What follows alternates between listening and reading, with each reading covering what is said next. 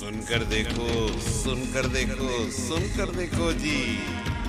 ममता राहुल मोदी बोले, लिखे जितेंद्र जी।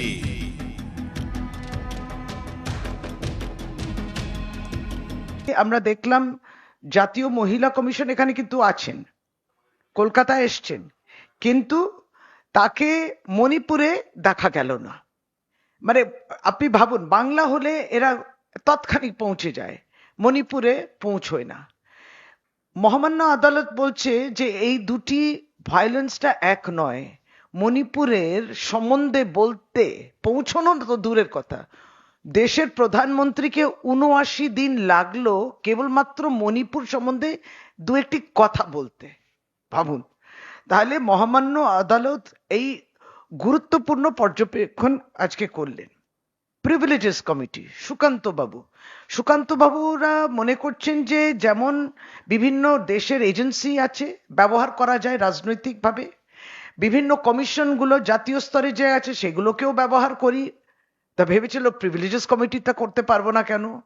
তাই লোকসভা প্রিভিলেজেস কমিটিকে সুপ্রিম কোর্ট আজকে বলে দিয়েছে এটা কিন্তু আপনাদের অর্ডার, যে এই বিষয়বস্তু সুকান্ত মজুমদার সঙ্গে কি ঘটেছিল পশ্চিমবাংলায় সেটা প্রিভিলেজেসে যায় না।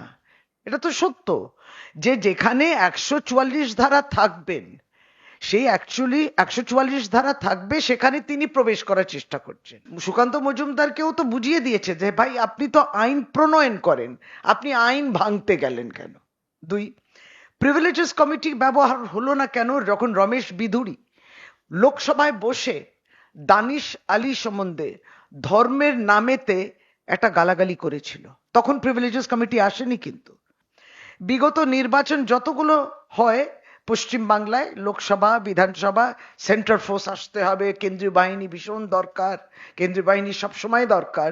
তারা বলছেন আজকে যে সন্দেশখালিতেও দরকার ছিল সেন্ট্রাল ফোর্সেস, সেটাও সুপ্রিম কোর্ট মহামান্য আদালত বলেছেন সেটা প্রয়োজন নেই। আবারও পুনরায় যে কোঅপারেটিভ ফেডারেলিজমকে ধাক্কা দেওয়ার চেষ্টা করছে প্রতিনিয়ত পশ্চিম বাংলায়, সেটা তো প্রতিষ্ঠা করতে হবে। সংবিধানকে ধাক্কা দিচ্ছে যে law and order state subject, আপনি ল এনফোর্সিং এজেন্সিস, সেটা হচ্ছে পশ্চিম বাংলার পুলিশ এবং প্রশাসনকে কাজ করতে না দেওয়ার এই যে বিজেপির প্রতিনিয়ত একটা তারা এই প্রয়াসটা করেন, সেটাকে কোথাও না কোথাও মহামান্য আদালত যে অর্ডারগুলো দিয়েছেন তার মধ্যে দিয়ে এই দিকেও কিন্তু স্পর্শ পাচ্ছে।